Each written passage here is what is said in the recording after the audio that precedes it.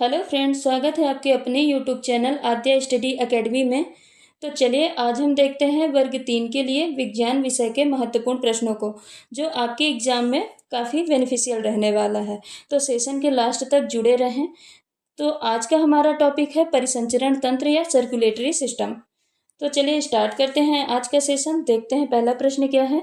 एक वयस्क मानव हृदय का औसत वजन कितना होता है? 240 ग्राम, 300 ग्राम, 225 ग्राम या 390 ग्राम। तो आंसर क्या हो जाएगा? 300 ग्राम। मानव हृदय एक मांसपेशी ऑर्गन होता है जो कि संकुचन और शिथिलन का काम करता है। संकुचन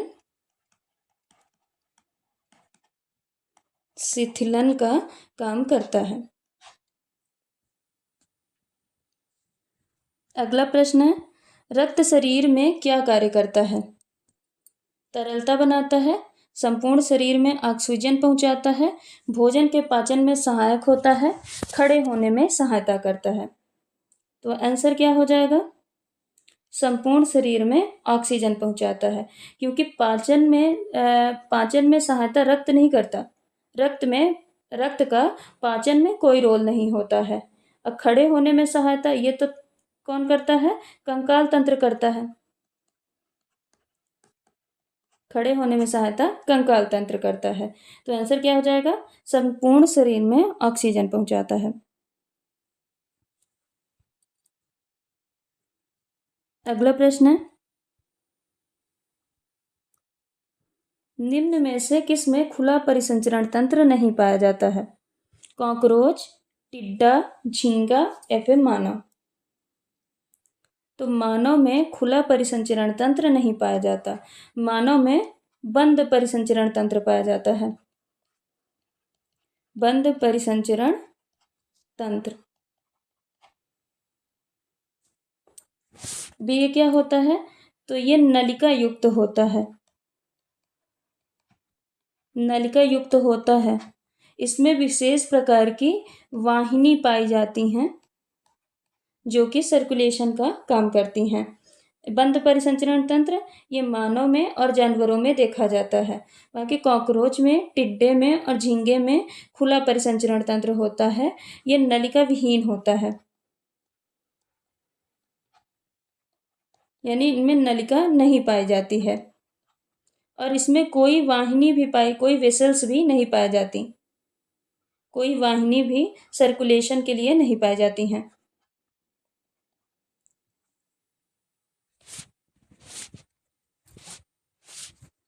अगला प्रश्न है, निम्न में से कौन सी रक्तवाहिनी बंद परिसंचरण तंत्र के अंतर्गत आती है? धमनी, शिराएं, केशिकाएं या फिर उपरोक्त सभी। आंसर क्या होगा? उपरोक्त सभी।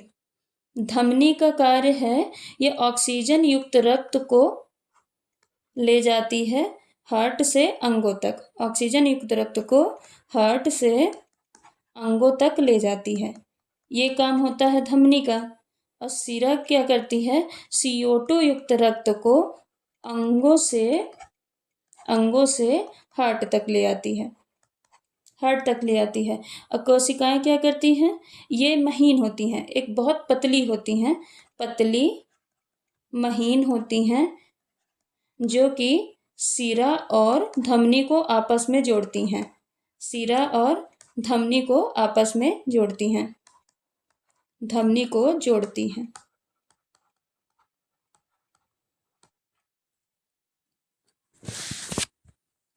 धमनियों का रंग कैसा होता है? लाल कलर का।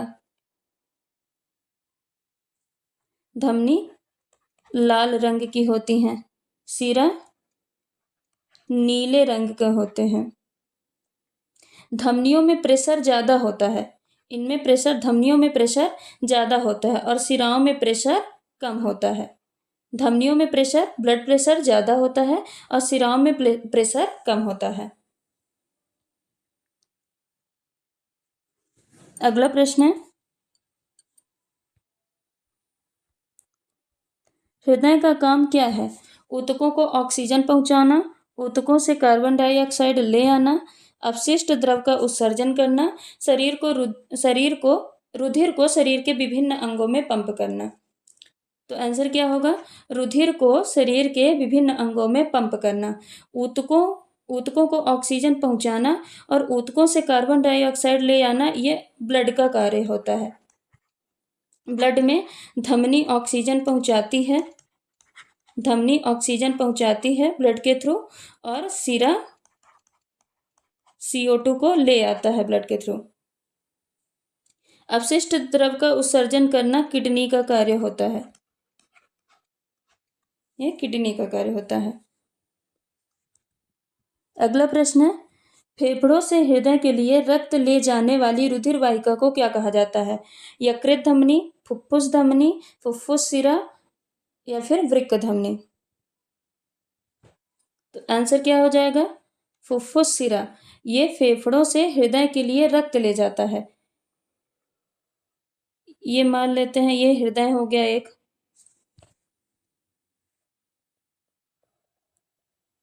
हृदय हो गया जो कि 4 चैम्बर में बटा होता है।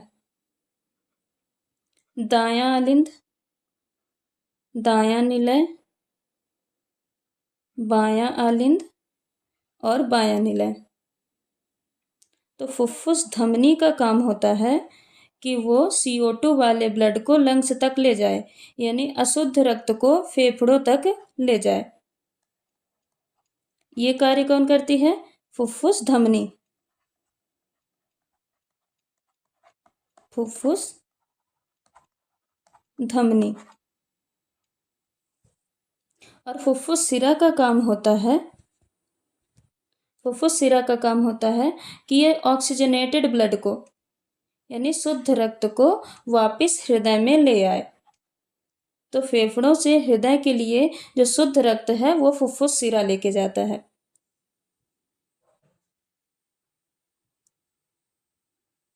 अगला प्रश्न है,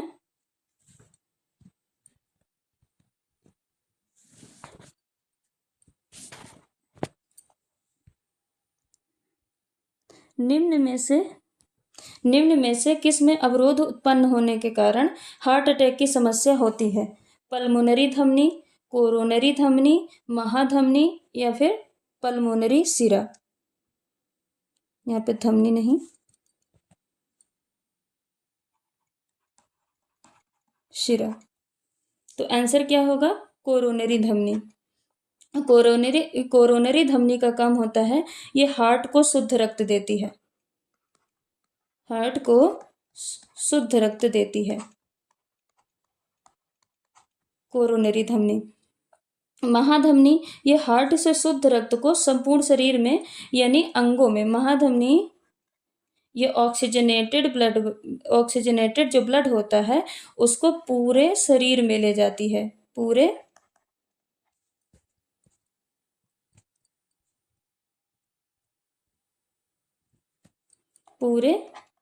शरीर में ले जाती है। पल्मोनरी धमनी ये अपवाद है, वैसे तो सारी धमनी शुद्ध रक्त ले जाती हैं, सिर्फ पल्मोनरी धमनी ऐसी होती है जो CO2 युक्त ब्लड को, यानी अशुद्ध रक्त को लेती है, अशुद्ध रक्त को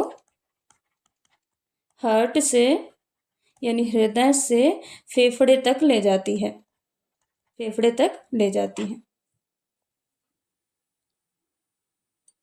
अगला प्रश्न है, कॉकरोच के हृदय में कितने कक्ष होते हैं? 2, 4, 3 या फिर 13? तो आंसर हो जाएगा 13। 4 कक्ष ये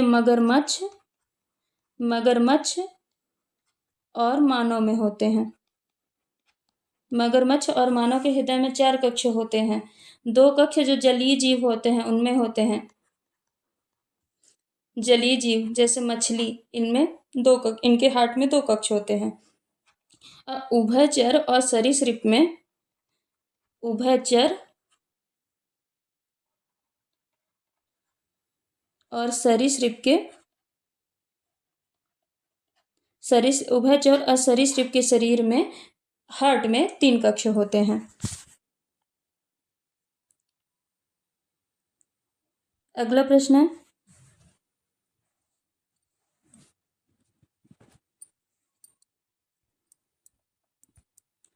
मानव के हृदय का आवरण क्या कहलाता है? पेरिटोम, पेरिकार्डियम, पेरिकार्डियल साइनस या फिर न्यूरल साइनस? तो आंसर होगा पेरिकार्डियम। पेरिकार्डियम एक दोहरी परत वाली झिल्ली है, परत है, ये दोहरी परत होती है, दोहरी परत होती है, जो कि हार्ट को घर्षण से या फिर कोई यांत्रिक नुकसान ना हो, कोई उसको डैमेज ना हो, उससे सुरक्षा करती है, हार्ट को डैमेज से बचाती है।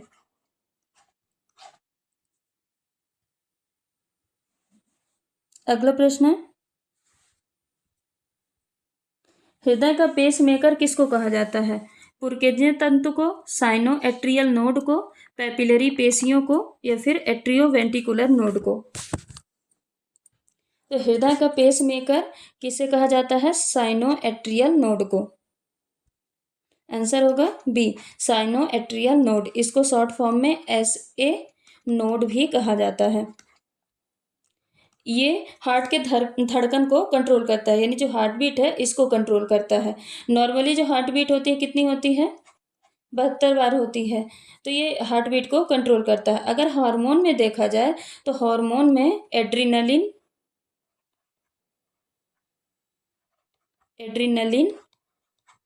और थायरोक्सिन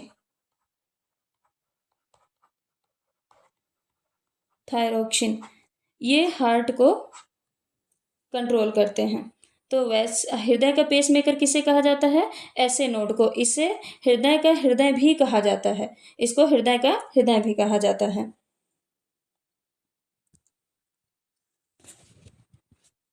अगला प्रश्न है, पल्मोनरी सर्कुलेशन क्या होता है? बाएं आलिंद द्वारा शुद्ध रक्त को फेफड़े तक ले जाना, बाएं आलिंद द्वारा अशुद्ध रक्त को फेफड़े तक ले जाना, दाएं निलय द्वारा अशुद्ध रक्त को फेफड़े तक ले जाना या दाएं निलय द्वारा शुद्ध रक्त को फेफड़े तक ले जाना? पल्मोनरी सर्कुलेशन जो होता है वो कहलाता है दाएं निलय द्वारा अशुद्ध रक्त को फेफड़े तक ले जाना।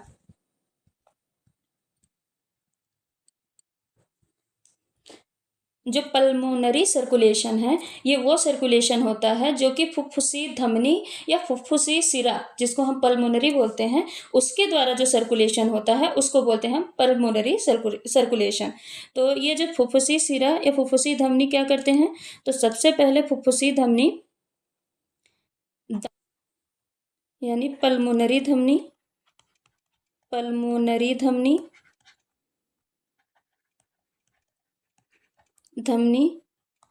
दाएं निलय से CO2 वाले ब्लड को लंग्स तक ले जाती है, यानी फेफड़ों तक ले जाती है। फिर उसके बाद फेफड़ों से O2 वाले रक्त को यानी शुद्ध रक्त को फुफ्फुस सिरा, पल्मोनरी सिरा ले जाता है हार्ट तक।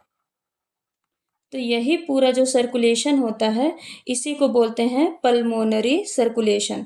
तो दाएं निलय द्वारा अशुद्ध रक्त फेफड़े तक ले जाना यही कहलाता है पल्मोनरी सर्कुलेशन।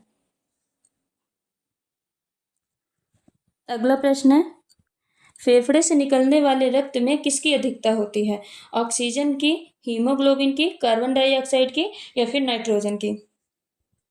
तो आंसर होगा ऑक्सीजन की।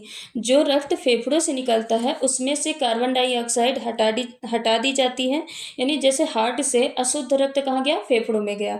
तो जो रक्त फेफड़े में गया तो फेफड़े में रक्त का शुद्धिकरण होता है, तो वहाँ से कार्बन डाइऑक्साइड को हटा दिया जाता है और ऑक्सीजन को जोड़ दिया जाता है। तो यानी जो फेफड़े से जो रक्त निकलेगा तो उसमें किसकी अधिकता होगी? ऑक्सीजन की हो जाएगी।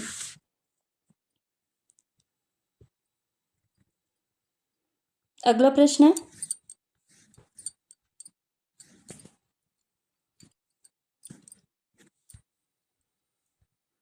है, हृदय की सामान्य क्रियाविधि किस रूप में नियंत्रित होती है? बाह्य रूप में, आंतरिक रूप में, उपरोक्त दोनों या इनमें से कोई नहीं?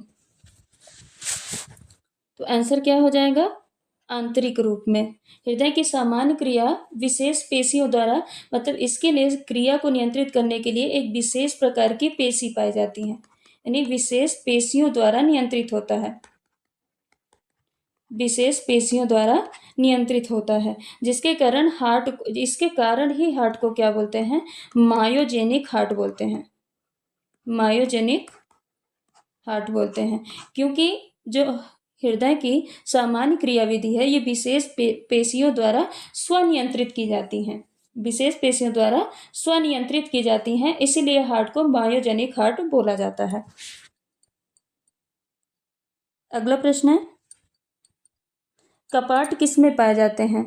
धमनी, शिराएं और आलिंद में, आलिंद, निलय और शिरा में, धमनी, शिरा और निलय में,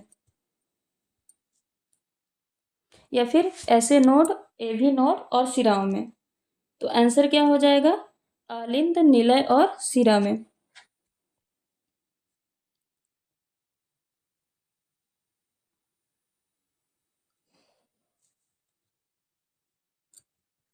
अगला प्रश्न है, इसी में देखते हैं थोड़ा सा कि जैसे ये हार्ट हुआ तो आलिंद और निलय के बीच में यहाँ पे भी कपाट पाए जाते हैं, पर यहाँ पे आलिंद और निलय के बीच में यहाँ पे ट्राइकस्पिड वाल्व पाए जाते हैं, ट्राइकस्पिड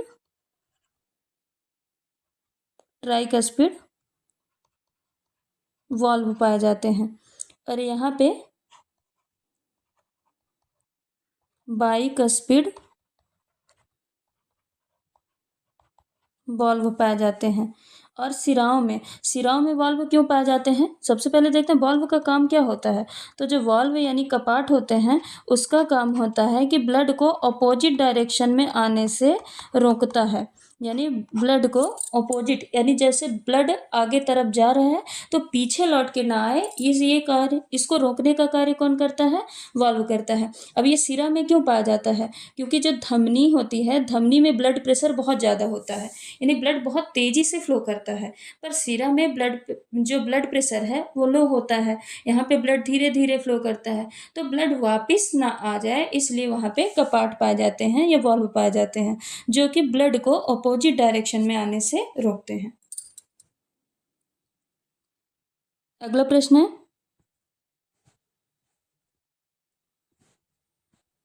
हृदय को ढकने वाली झिल्ली को क्या कहते हैं? तो पेरिकार्डियम। ये प्रश्न रिपीट हो गया है। हृदय के ढकने वाली झिल्ली को पेरिकार्डियम कहा जाता है। तो चलिए आज के लिए बस इतना ही। अगर आपको ये सेशन पसंद आया है तो लाइक करें, शेयर करें, सब्सक्राइब करें।